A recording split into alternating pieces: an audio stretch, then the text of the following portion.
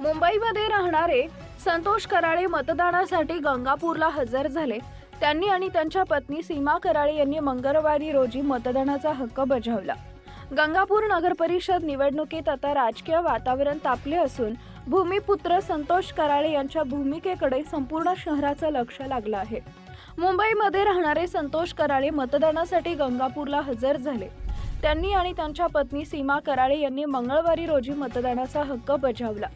राज्य शासनानं धोरण सल्लागार आणि राजकीय रणनीतिकार अशी दुहेरी भूमिका निभावणारे संतोष कराळे गंगापूर शहराचे भूमिपुत्र आता नगराध्यक्षपदासाठी 6 उमेदवार रिंगणात असताना कराळे यांचा एक शब्द निवडणूक कोणाकडे हा प्रश्न शहरात सर्वात चर्चेचा मोठा मुद्दा बनलाय. गंगापूर शहराचा विकास करायला पाहिजे, जो विकास करेल तोच निवडून येणार. गंगापूरमध्ये रणधुमाळी रंगत असताना कोणत्या पक्षासोबत किंवा उमेदवाराबाबत कराळे काय भूमिका घेणार याकडे राजकीय वर्तुळासह नागरिकांचंही लक्ष लागलं आहे. नगराध्यक्ष आणि नगरसेवक उमेदवारांचं भवितव्य सध्या ईव्हीएमच्या पेटीत बंद झालंय. आता प्रतीक्षा 21 डिसेंबर रोजी मतमोजणीची आणि या लढतीत संतोष कराळे यांच्या भूमिकेची. इतर पंचवार्षिकच्या तुलनेमध्ये यावर्षी गंगापूरवासियांमध्ये विशेष उत्साह मतदानासाठी दिसून येतो आणि या वर्षीची निवडणूक शहर विकासाच्या दृष्टीने अतिशय निर्णायक होणार आहे. कारण गेल्या 5 दिवसापासून मी शहरामध्ये वैयक्तिक गाठीभेटी घेऊन मतदारांचा आढावा घेतलेला आहे आणि विकास हा मुख्य मुद्दा यावेळेस मतदारांनी घेतलेला आहे. रस्त्याचे प्रश्न असतील, मुख्यतः पाण्याचा प्रश्न असेल, नाल्यांचा प्रश्न असेल, लाईटचा प्रश्न असेल, तर हे मुद्दे या निवडणुकीमध्ये अतिशय निर्णायक ठरणार आहे आणि या मुद्द्यांना जो उमेदवार महत्त्व देईल त्याच उमेदवाराच्या पारड्यामध्ये यावर्षी मला वाटतं मत पडेल आणि मला अपेक्षा आहे की खऱ्या अर्थाने ही विकासात्मक निवडणूक व्हावी आणि शहराचा चेहरा मोहरा बदलावा. आपल्याला काय वाटतं, गंगापूर शहराचा विकास कोणत्या पद्धतीने झाला पाहिजे? नाही, कोणत्या पद्धतीने झाला पाहिजे? 100% पद्धतीने झाला. शहराचा विकासच झिरो आहे सध्या. आतापर्यंत किती करोडो आले असतील, लाखो आले असतील, परंतु दिसत नाही. ते काही पाण्यात बुडाले, काही गड्ड्यात गेले, काही कॉन्क्रीटमध्ये गेले, पण दिसत काही नाही. निधी भरपूर आला पण तो गेला कुठे, तो शोधावा लागेल, तो विषय नंतरचा आहे. अजून तर विकासाचा जो बॅकलॉग आहे तो गंगापूर शहरासाठी कायम आहे. गंगापूर विधानसभा मतदारसंघाचे जे आमदार आहे प्रशांत बम, तसेच पदवीधर मतदारसंघाचे आमदारसुद्धा या गंगापूर शहरासाठी त्यांनी अनेक असं म्हणत आहे का निधी आणून आम्ही विकास काम केलेलं आहे.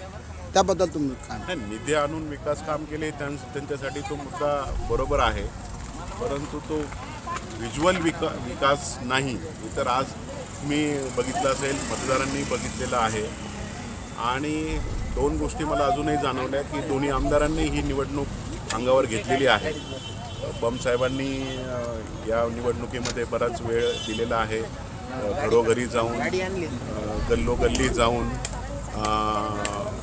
मतदारांच्या भेटीगाठी घेऊन त्यांना विकासाचे आश्वासन दिलेले आहे.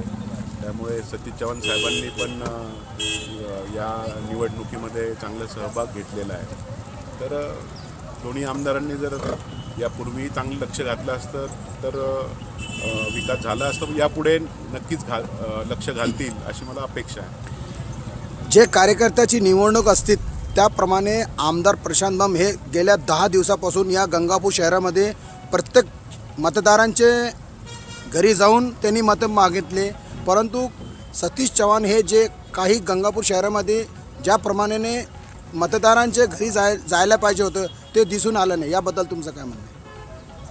नाही, आता प्रत्येकाची प्रचार करण्याची, भेटीगाठी करण्याची पद्धत असते.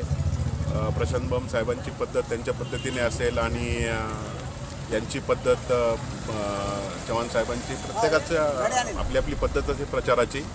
परंतु कोणाचा प्रचार कसा आहे यापेक्षा मतदार कोणाला कौल देतो हा विषय अतिशय महत्त्वाचा या शहरामध्ये होणार आहे आणि तो आहे मुद्दा फक्त विकास.